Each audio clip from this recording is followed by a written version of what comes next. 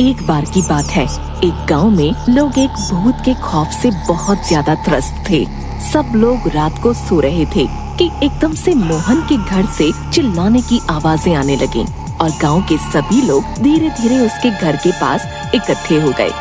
इधर गांव के मुखिया जी ने इंस्पेक्टर टोंडे को भी बुला लिया था। वो भी मौके पर पहुंच गए। क्या हुआ मोहन? है तुम्हारे घर से इतना चिल्लाने की आवाजें क्यों आ रही थी भाई?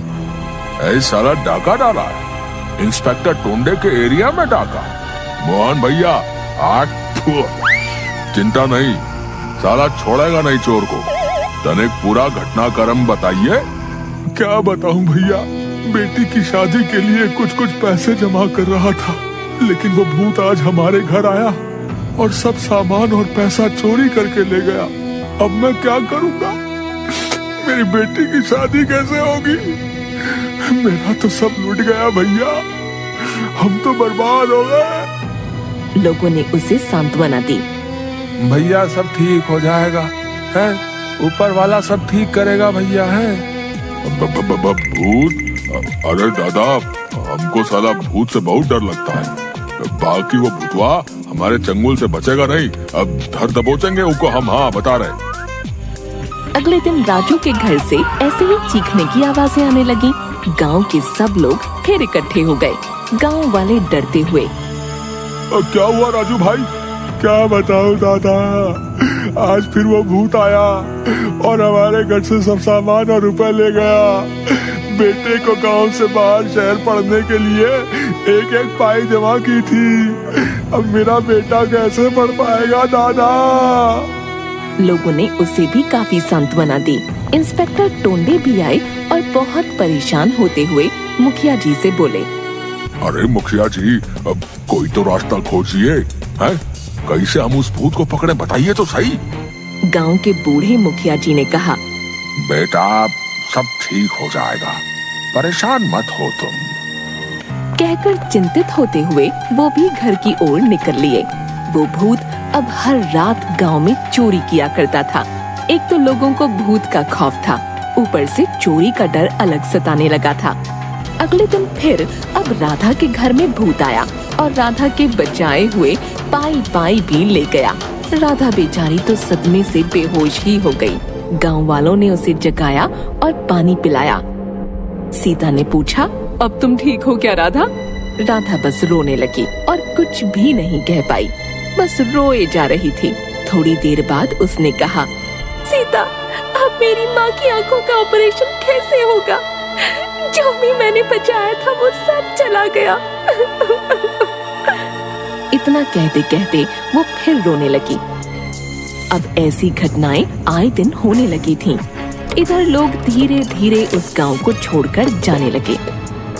इसी बीच गांव के मुखिया जी का बेटा राघव, जो कि शहर में पढ़ाई करता था, गर्मी की छुट्टियों में गांव आया था। उसी दिन मुखिया जी के घर में भूत ने पहले तो लोगों को डराया और फिर चोरी की। और एक बार फिर से पूरे गांव में हड़कंप मच गया कि जब मुखिया जी का घर ही अब सुरक्षित नहीं है तो किसी और की तो क्या ही बिसात। अब सब पूरी तरह से डर चुके थे, लेकिन राघव बहुत समझदार था। उसे ये बात पहले से ही खटक रही थी कि भूत आखिर चोरी क्यों करेगा। उसने गांव वालों को और मुखिया जी को ये बात समझाने की कोशिश की। बाबा, मुझे नहीं लगता कि ये काम किसी भूत का है। कोई भूत आखिर चोरी क्यों करेगा? हो ना हो ये कोई इंसान ही है। लेकिन गांव वालों में इतना खौफ भर चुका था कि वो राघव की बात मानने को तैयार ही नहीं थे। बाहर से 4 अक्षर का पढ़ा है, बहकी बातें करने लगे हो तुम। छोड़ो भैया, चलो यहाँ से। हाँ, अब बस गांव छोड़ने में ही भलाई है, बता रहे हैं। हाँ, हमारा गांव अब स्थापित हो चुका है, स्थापित। हाँ ठीक है तो भैया, चलो चलो। लेकिन राघव का मन अभी भी इस बात पर यकीन नहीं कर पा रहा था कि एक भूत चोरी कर सकता है। उसने शांति से इस सारी घटना के बारे में वापस से सोचना शुरू किया और एक योजना बनाई। उसने अपने एक दोस्त को शहर से बुलाया और उसे खूब सारे पैसे लाने के लिए कहा। इधर गांव में उसने प्रचार कर दिया कि उसका बहुत अमीर दोस्त आ रहा है और वो कल आएगा और कुछ दिन यहीं रहेगा। अगले दिन उसने अपने घर काम करने वाले एक लड़के को उसे लाने के लिए बस स्टॉप भेजा और ये भी कहा, देखो भोला, उसका नाम उदय है, ध्यान से उसे लेके आना, उसके पास बहुत सारे पैसे भी होंगे, कहीं कोई चोरी ना हो जाए। ये बात अब तक गांव में आग की तरह फैल चुकी थी कि राघव का एक अमीर दोस्त गांव आने वाला है। उदय अब राघव के घर आ गया। उदय ने कहा, राघव, जैसा तुमने कहा था, मैंने कुछ नोट वहीं बस स्टॉप पे गिरा भी दिए थे, लेकिन पूरा माजरा क्या है ये तो बताओ। सब पता चल जाएगा तुम्हें आज रात, घबराने की कोई बात नहीं है। सुनो, तुम भूत से डरते तो नहीं हो ना? क्या बात करते हो भाई, हैं? भूत वूत कुछ नहीं होता, चलो मिल लेंगे भूत से भी, हाँ? और दोनों हंसने लगे। राघव को बस अब आज रात का इंतजार था। रात को राघव के प्लान के अनुसार भूत आया, लेकिन राघव ने उसे पकड़ने की सारी तैयारियां पहले से ही कर रखी थी। वो जागकर बस उसी का इंतजार कर रहा था। उधर इंस्पेक्टर टोंडे को भी अपने घर के बाहर चोर पर निगरानी रखने को कह दिया था राघव ने। तुम बिल्कुल चिंता मत करो राघव, हैं? आज वो चोर भूत बचेगा नहीं हमसे, हाँ बता रहे। इंस्पेक्टर टोंडे बाहर भूत का इंतजार करते हुए जय हनुमान ज्ञान गुण सागर, जय कपीश तुम्ही लोक उजागर का जाप कर रहा था। जय हनुमान ज्ञान गुण सागर, जय कपीश तिहु लोक उजागर, जय हनुमान ज्ञान गुण सागर, जय कपीश तिहु लोक उजागर। अचानक बहुत जोर से भूतिया आवाजें आने लगीं और वो राघव के कमरे की तरफ आते आते और तेज हो गईं, क्योंकि राघव का दोस्त राघव के कमरे में ही था। इधर राघव और उदय ने डरने का नाटक किया और चिल्लाने लगे।